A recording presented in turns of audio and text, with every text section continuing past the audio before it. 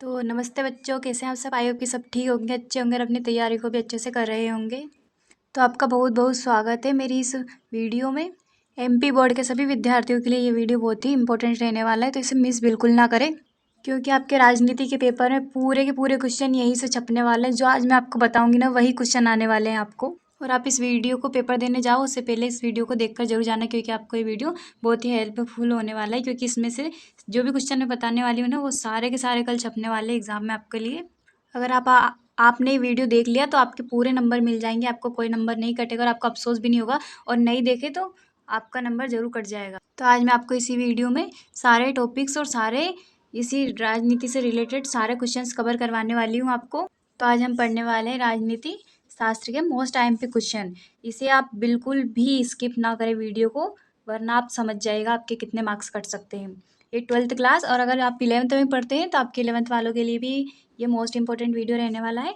100% इसी में से आएंगे आपको क्वेश्चन। बिल्कुल भी आप ये बात बिल्कुल आपके दिमाग में फिट कर लीजिए।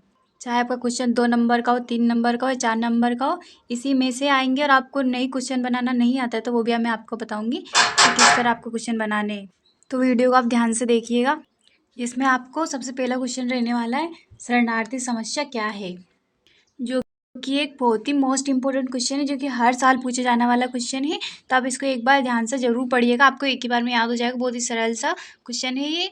तो इसका आंसर हो जाएगा, भारत विभाजन देश के लोगों के लिए अत्यधिक दुखदायी घटना थी। तो इसमें ना सबसे ज़्यादा दुख अपने ही देश को हुआ था। इसमें कहने का अर्थ हो जाएगा, भारत विभाजन से देश के लोगों का दुख हुआ था। इसमें विभाजन से उत्पन्न अनेक समस्याओं से सर्वाधिक जटिल कठिनाइयाँ अल्पसंख्यकों की थी। तो भारत विभाजन के दौरान सबसे ज़्यादा कठिनाइयाँ अल्पसंख्यकों को हुई थी। इन अल्पसंख्यकों में भारत से जाने वाले मुसलमान तथा पाकिस्तान से आने वाले हिंदू एवं सिख थे। तो अल्पसंख्यकों में कौन कौन थे? भारत से जाने वाले मुसलमान तथा पाकिस्तान से आने वाले हिंदू और सिख थे। अगर आपसे ये 2 नंबर में पूछा जाए तो आप यहीं तक कर दीजिएगा। बस इसमें ना 3 से 4 लाइन लिखनी होती है अपने को। 2 नंबर के क्वेश्चन में ज़्यादा कुछ नहीं लिखना होता है। और अब आप इतना लिखते हो तो आपको पूरे नंबर मिल जाएंगे इसमें। अल्पसंख्यकों पर होने वाले हमलों में हिंसा बढ़ती चली गई तथा दोनों तरफ के अल्पसंख्यकों के पास एक यही रास्ता था कि वे अपने अपने घरों को छोड़ दें। हालांकि मुसलमानों के पास भारत अथवा पाकिस्तान किसी भी देश में रहने का विकल्प था, जबकि सिखों के सामने ऐसा कोई विकल्प मौजूद न था। इसका अर्थ है कि मुसलमानों के पास तो 2 ऑप्शन थे, या तो भारत में भी रह सकते हैं या फिर पाकिस्तान में भी रह सकते हैं। और सिखों के पास तो ये दोनों में से कोई ऑप्शन था ही नहीं बेचारों के पास, और इसलिए उन्होंने भारत में रहने का फैसला लिया और रहना भी पड़ा उनको। भारत में सहर्ष रहते हुए सदैव स्थानीय लोगों पर विश्वास किया, जबकि भारत में रहने वाले मुस्लिम हमेशा अपने पास पड़ोसी के प्रति सशंकित रहे। सिख जो थे, भारत में जो स्थानीय लोग थे उन पे उन्होंने तो विश्वास किया, लेकिन जो भारत में मुसलमान रहते हैं उन्होंने अपने आसपास के लोगों पर भी भरोसा नहीं किया। तो ये आपके 4 नंबर में हो जाएगा। अगर आपसे 4 नंबर में पूछा जाए तो आप इतना लिख दीजिएगा, तो ये आपका 4 नंबर का क्वेश्चन भी कंप्लीट हो जाता है इससे। अगर आपको फिर भी याद नहीं होता है तो आप इसमें ऐसे लिखिएगा कि शरणार्थी समस्या जो थी हमारे देश के लिए बहुत बड़ी समस्या थी ये। इसमें सबसे ज़्यादा अल्पसंख्यकों को मुसीबतों का सामना करना पड़ा था, और इसी कारण हमारे देश के लोग दूसरे देश चले गए। तो वहाँ जाकर शरणार्थी हो गए, या किसी दूसरे लोग व्यक्ति हमारे देश आ गए, तो हमारे देश में रहने वाले व्यक्ति को हम शरणार्थी कहते हैं। या किसी देश को छोड़कर वो हमारे देश में आ जाते हैं और यहीं के स्थायी लोग बन जाते हैं, उनको भी हम शरणार्थी कहते हैं। जिन्हें हम मतलब हमारी शरण देते हैं रहने के लिए, तो उनको भी हम शरणार्थी कहते हैं। तो ये बहुत छोटा सा क्वेश्चन है। आई होप कि आपको ये अच्छे से पढ़ लिया होगा, तो आपको ये 1-2 बार में ही याद हो जाएगा। बहुत आसान क्वेश्चन है, और ये एक ऐसा क्वेश्चन जो कि हर बार पेपर में पूछा जाता है। नेक्स्ट क्वेश्चन हो जाएगा हमारा, विलय पत्र क्या है? देशी रियासतों के भारतीय संघ में सम्मिलित होने की प्रणाली में राज्यों को 2 दस्तावेजों पर हस्ताक्षर करने का सुझाव दिया गया। एक का नाम था इंस्ट्रूमेंट ऑफ एक्सेशन और दूसरे का नाम था स्टैंड स्टिल एग्रीमेंट पहले दस्तावेज पर हस्ताक्षर करके कोई भी नरेश भारतीय संघ में सम्मिलित हो सकता है, परंतु यह आवश्यक होता है कि वह प्रतीक्षा विदेशिक मामले तथा यातायात एवं संचार व्यवस्था का दायित्व संघीय सरकार को सौंपे। तो आप इसको भी एक दो बार पढ़ेंगे तो ये भी आपको याद हो जाएगा। नेक्स्ट क्वेश्चन हो जाएगा हमारा, दल बदल विधेयिका को समझाइए। दल बदल का साधारण अर्थ एक दल से दूसरे दल में सम्मिलित होना है। संविधान के अनुसार भारत में निम्नलिखित स्थितियां हैं। इसमें पहला हो जाएगा हमारा, किसी विधेयक का किसी दल के टिकट पर निर्वाचित होकर उसे छोड़ देना और अन्य किसी दल में शामिल हो जाना। इसका मतलब है कि कोई नेता अपने किसी सीट के लिए लड़ता है और वो उस पर निर्वाचित हो जाता है तो अपनी इच्छा के अनुसार वो फिर से उसे छोड़ सकता है और किसी दूसरी पार्टी में शामिल हो सकता है। जैसे कि कोई नेता है वो अपनी पार्टी को छोड़कर दूसरी पार्टी में चला जाता है तो उसे भी हम दल बदल कहते हैं। तो इसका साफ साफ अर्थ हो जाएगा ऐसा। दूसरा हो जाएगा हमारा, मौलिक सिद्धांतों पर विधायक का अपनी पार्टी की नीति के विरुद्ध योगदान करना। इसमें हो जाएगा, मौलिक सिद्धांतों पर विधायक का अपनी पार्टी के विरुद्ध जाना, मतलब कि जो कि हमारा मौलिक सिद्धांत है उसके विरुद्ध या अपनी पार्टी के विरुद्ध जाकर कोई भी काम करता है, कोई भी षड्यंत्र रचता है, तो ऐसा नहीं करना होता है इसमें, तो वो भी दल बदल कहलाता है। अगर आपसे 2 नंबर में पूछता है तो आप ये दोनों को लिख दीजिएगा। सिंपल से हैं, छोटे से हैं, आसानी से याद हो जाएंगे। और तीसरा हो जाएगा हमारा, किसी दल को छोड़ने के बाद विधायक का निर्दलीय हो जाना। और चौथा हो जाएगा हमारा, परंतु पार्टी से निष्कासित किए जाने पर यह नियम लागू नहीं होता है। अगर उसकी पार्टी मान लेती इसने कोई घोटाला नहीं किया है तो वह अपराधी नहीं माना जाता है। नेक्स्ट क्वेश्चन हो जाएगा हमारा, हरित क्रांति क्या है। तो प्यारे बच्चों, इस क्वेश्चन को तो आप बिल्कुल रट्टा मार लीजिए, ऐसे मार लीजिए ताकि आपको ना ये नींद में भी अगर आपसे कोई पूछ ले तो आप उसको बोल दो, क्योंकि ये क्वेश्चन तो डायरेक्टली फंसने वाला है आपको। बिना सोचे समझे इसको याद कर लीजिएगा। हरित क्रांति का आशय या हरित क्रांति का अर्थ। हरित क्रांति का तात्पर्य सचित तथा असचित कृषि क्षेत्रों में अधिक उपज देने वाली किस्मों को आधुनिक कृषि प्रणाली से उगाकर कृषि उपज में जहाँ तक हो सके अधिक से अधिक बढ़ोतरी करना है। इसका अर्थ है कि जहाँ तक हो सके कृषि के क्षेत्र में बढ़ोतरी करना चाहिए।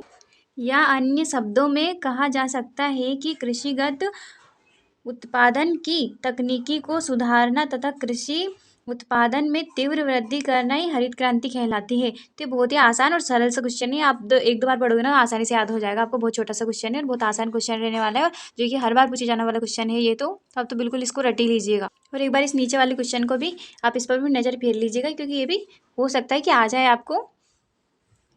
इसके बाद आ जाती है हमारी श्वेत क्रांति को समझाइए, जो कि ये भी मोस्ट इंपॉर्टेंट क्वेश्चन रहने वाला है। ग्रामीण विकास और गरीबी उन्मूलन के लिहाज से अमूल नाम का यह सहकारी आंदोलन अपने आप में एक अनूठा और कारागार मॉडल है। इस मॉडल के विस्तार को श्वेत क्रांति के नाम से जाना जाता है। श्वेत क्रांति जो थी, जो कि गरीबों के लिए चलाई गई थी ग्रामीण में, इसका उद्देश्य गरीबी मिटाना था और इसी कारागार मॉडल को श्वेत क्रांति कहते हैं। नेक्स्ट क्वेश्चन हो जाएगा हमारा, 1960 के दशक को खतरनाक दशक क्यों कहा जाता है। 1960 के दशक को खतरनाक दशक इसलिए कहा जाता है क्योंकि इसी समय भारत व चीन का युद्ध हुआ था, जिसमें भारत हार गया था और देश की अर्थव्यवस्था को बहुत नुकसान पहुंचा था। यह खाद्य गलन संकट और देश के 2 महान प्रधानमंत्रियों की मौत हो गई थी, जिसमें पहले थे प्रधानमंत्री पंडित जवाहरलाल नेहरू और दूसरे हो जाएंगे लाल बहादुर शास्त्री। तो 1960 के दशक को खतरनाक दशक इसलिए कहते हैं क्योंकि भारत और चीन के मध्य युद्ध हुआ था और भयंकर युद्ध हुआ था, जिससे भारत की अर्थव्यवस्था पूरी तरह से तहस नहस हो गई थी और इसमें 2 प्रधानमंत्रियों की मृत्यु हो गई थी। ये सभी आप लिख सकते हैं। ये बहुत आसान सा क्वेश्चन था, आपको एक ही बार पढ़ने में याद हो जाएगा, है ना। नेक्स्ट क्वेश्चन हो जाएगा हमारा, आया राम गया राम को समझाइए। तो ये भी बहुत मोस्ट इंपॉर्टेंट क्वेश्चन रहने वाला है, तो आप इसको भी ध्यान से पढ़ें। विधायकों द्वारा तुरंत पार्टी छोड़कर दूसरी तीसरी पार्टी में शामिल होने की घटना से भारत की राजनीति शब्दकोश में आयाराम गयाराम का जुमला दाखिल किया। इस जुमले की प्रसिद्ध के साथ एक खास घटना जुड़ी हुई है। एक पखवाड़े के आंदोलन 3 दफ़ा अपनी पार्टी बदली, जो कि हरियाणा के एक विधायक गयाराम थे। इसका अर्थ है कि जो भी अपनी पार्टी को छोड़कर दूसरी तीसरी पार्टी में जाते रहते हैं उसी को आयाराम गयाराम कहते हैं। इसे नेक्स्ट क्वेश्चन हो जाएगा हमारा, नक्सलवादी आंदोलन क्या है। पश्चिम बंगाल के पूर्ववर्ती जिले दार्जिलिंग नक्सलवाड़ी पुलिस थाने के इलाके में 1967 में एक किसान विद्रोह उठ खड़ा हुआ था। इस विद्रोह की अगुवाई नक्सलवादी कम्युनिस्ट पार्टी के स्थानीय कैडर के लोग कर रहे थे। नक्सलवादी पुलिस थाने से शुरू होने वाला यह आंदोलन भारत के कई राज्यों में फैल गया। इस आंदोलन को नक्सलवादी आंदोलन के रूप में जाना जाता है। आप इसको ऐसा भी लिख सकते हैं, नक्सलवादी आंदोलन वह आंदोलन है जो एक किसान विद्रोह से उठकर नक्सलवादी थाने से होता हुआ पूरे देश में फैल गए। इसको हम नक्सलवादी आंदोलन भी कहते हैं। तो ये बहुत आसान सा क्वेश्चन रहने वाला है आपके लिए। एक क्वेश्चन और आता है हमारा, शीत युद्ध क्या है, तो आप इसको एक बार अच्छे से पढ़ लीजिएगा। नेक्स्ट क्वेश्चन हो जाएगा हमारा, दो ध्रुवीकरण का अर्थ स्पष्ट कीजिए। दो ध्रुवीकरण का आशय क्या है, ऐसा भी पूछ सकता है वो। तो हो जाएगा, दो ध्रुवीकरण का अर्थ है दो महान शक्तियों का उद्भव या दो महान शक्तियों का अस्तित्व में आना, ऐसा भी आप लिख सकते हैं, जिसमें अमेरिका तथा सोवियत संघ शामिल थे।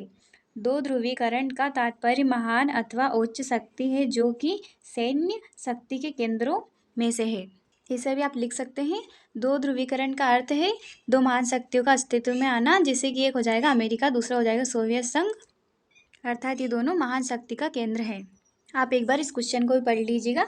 भारत और रूस के आपसी संबंधों से भारत किस प्रकार लाभान्वित हुआ, ये क्वेश्चन भी बहुत मोस्ट IMP रहने वाला है। मैं इस पर वीडियो जरूर बनाती, लेकिन ये बहुत ज़्यादा बड़ा क्वेश्चन है, तो आप इसको एक बार पढ़ लीजिएगा। कुछ नहीं, बस एक एक लाइन के सब क्वेश्चन है, तो आप इसको आसानी से पढ़ लीजिएगा। इसमें 4-5 पॉइंट रहने वाले हैं जो कि आप आसानी से लिख दोगे। ये भी हर बार पूछे जाने वाला एक क्वेश्चन है, तो इसे आप ध्यान से पढ़िएगा। एक क्वेश्चन और है हमारा, मानव अधिकार क्या है, जो कि ये भी हर बार पूछा जाता है, तो आप इसको भी एक बार पढ़ लीजिएगा। मानव अधिकार वे नैतिक सिद्धांत है जो मानव व्यवहार से संबंधित कुछ मिश्रित मानक स्थापित करते हैं। ये मानव अधिकार स्थानीय तथा अंतर्राष्ट्रीय कानूनों द्वारा नियमित रूप से सुरक्षित होते हैं। ये अधिकार प्राय ऐसे आधारभूत अधिकार हैं जिन्हें प्राय ना छीने जाने योग्य माना जाता है, और यही भी माना जाता है कि ये अधिकार किसी व्यक्ति के जन्मजात अधिकार हैं। व्यक्ति की आयु, प्रगति, मूल्य, निवासी स्थान, भाषा, धर्म इत्यादि का इन अधिकारों पर कोई प्रभाव नहीं होता। ये अधिकार सदा और सर्वत्र देय है तथा सबके लिए समान है। तो कहने का अर्थ हो जाएगा, मानव अधिकार सभी के लिए समान होते हैं और एक जैसे होते हैं, चाहे वह किसी भी आयु का हो, किसी भी धर्म का हो, किसी भी भाषा का हो, सभी के लिए समान माने जाते हैं। एक क्वेश्चन और पूछा जाता है, विश्व बैंक के कोई कार्य लिखिए, तो आप इसको भी एक बार अच्छे से पढ़ लीजिएगा। चाहे तो आप इनका स्क्रीनशॉट्स भी ले सकते हैं या फिर वीडियो को पीछे से शुरुआत करके देख सकते हैं।